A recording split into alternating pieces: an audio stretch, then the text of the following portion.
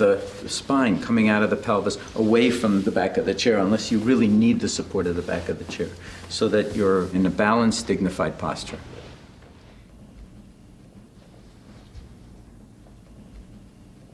I tend to follow my breath down in the belly and giving ourselves over to it. Actually, as if our life depended on it. Falling into wakefulness. Just being present with no agenda whatsoever other than to simply be here and attend to the breath flowing. The whole notion that meditation was a big mystery, you know, like you had to climb to the top of a mountain and go, and, you know, cross your legs a certain way, and it was all really sacred. And I think the whole demystifying of it is what really was a big thing for me when I took this course. And I sort of find myself very careful about who I talk to about it, because I think people really have a preconceived notion that it's really kind of airy-fairy, and, you know, you say you're going to go meditate, and they kind of look at you funny, like, wow, must be nice to have that kind of time, you know. Communing with the bird. Yeah, and I think that part was very empowering, was to know that, you know, it's simple. So I feel a lot happier. I mean, for an Englishman. Well, that's quite extraordinary. This is very unique. Say more about that, John. Well, I don't want to give away too many secrets, but No, I think it has something to do with meditation, knowing myself, being comfortable, but not dwelling on things, hanging on to things. All of the things that you wrote about and that you've taught, that they're very helpful for living. There is a certain kind of discipline to this, because if you watch carefully, you'll see that a lot of the time we are cultivating mindlessness. We're actually cultivating anger, we're cultivating anxiety, we're cultivating all sorts of mind states of impatience and irritability and sadness and sometimes depression, because practice makes perfect. If we spend large amounts of time being angry, guess what? We get better at being angry.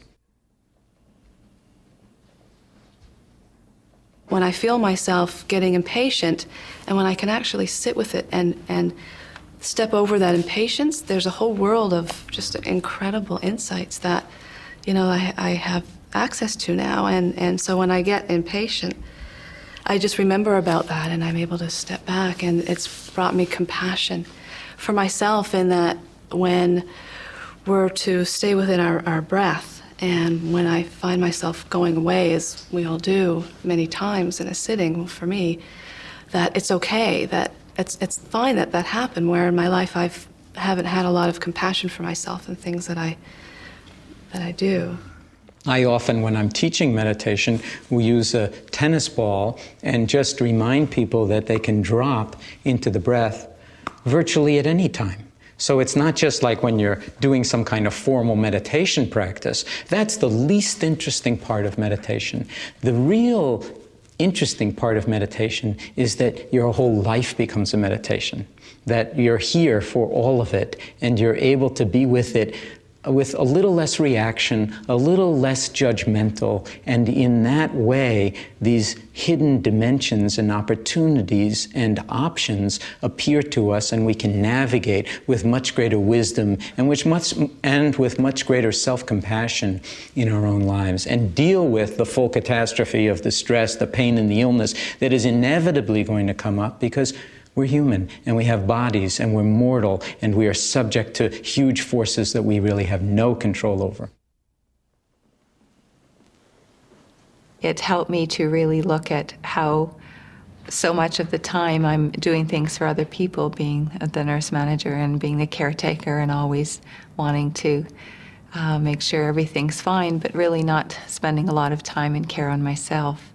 And so the meditation really helped me to learn to focus inside, and to really get a sense of peace about myself, and to learn to put myself first instead of last.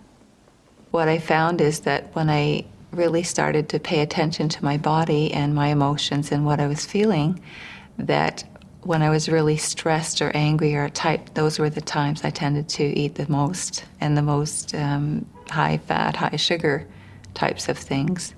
And so it helped me to really slow down and say, okay, as before I put the muffin in my mouth, I go, okay, well, what's going on? What am I feeling? Why do I feel I have to eat this muffin?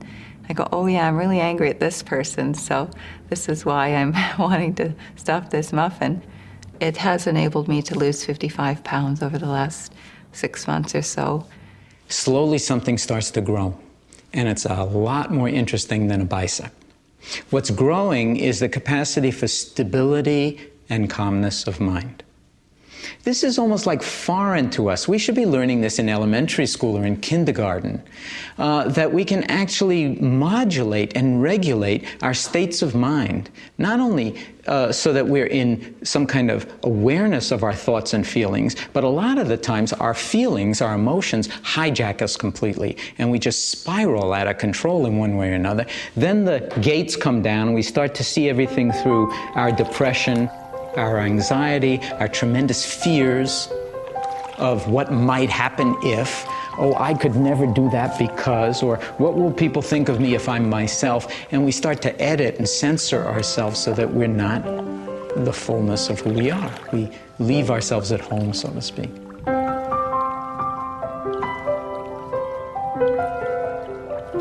If you see life as the meditation practice, then every moment becomes a new opportunity for you to be present. But there is an element of discipline because, guess what?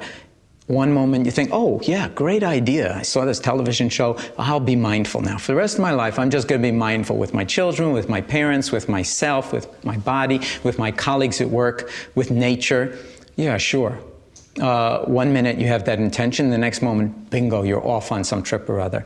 That's not a problem. The question is, can you notice that the mind went off? The mind goes off, you bring it back. That's the discipline. If you can do it once, you're there.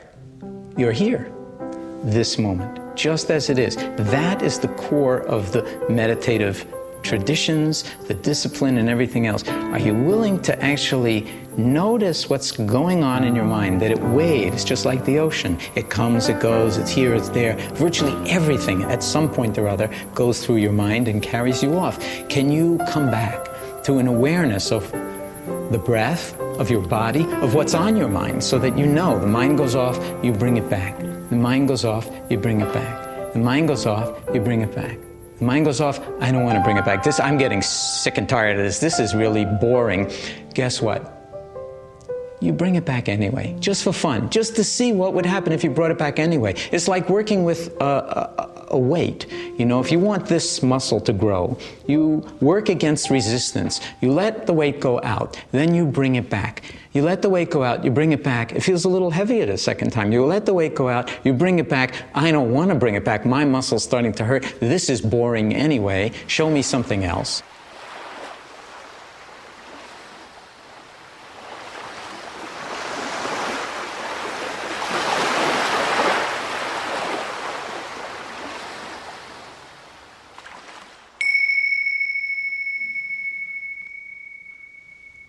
Now, the body scan that we practice and teach people in the stress reduction clinic is the first formal meditation practice that we teach, because even if you have a chronic pain condition or can't sit up, most people can lie down, and if not on the floor, then in bed.